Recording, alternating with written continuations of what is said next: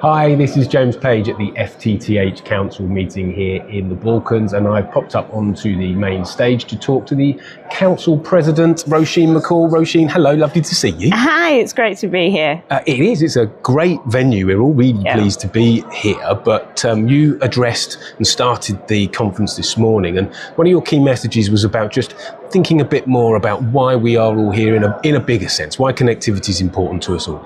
Yes. So, I mean, when we come to these conferences, it's very easy to get lost in our day-to-day lives, in our work focus.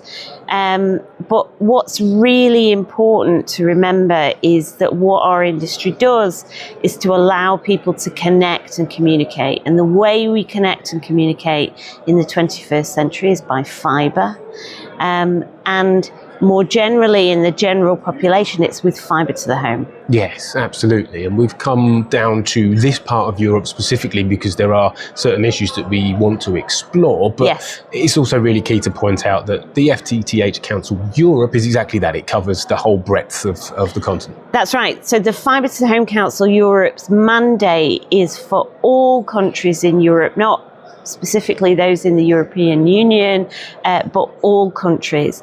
And this area in southeastern Europe is a very, very interesting area because what we see amongst the countries in this sort of Balkan region is some of the countries that have the highest coverage and some of countries that have the lowest coverage. So we want to come together to kind of share best practice, to share ideas, to bring these telecommunication operators and players within this region with the fibre to the home ecosystem in Europe.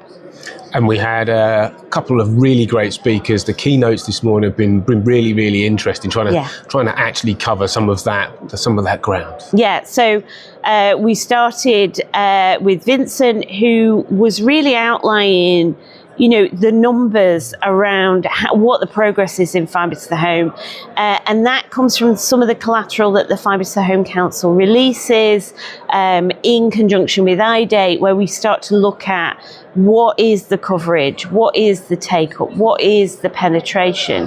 It's using that data that we can then look at progress, and countries are able to establish, okay, what needs to be done. And then we heard from Franco and Tonko, who are responsible for creating the frameworks around which that investment and that rollout can happen. And so I was really, really interested to hear their thoughts on what those frameworks need to be and how we can progress.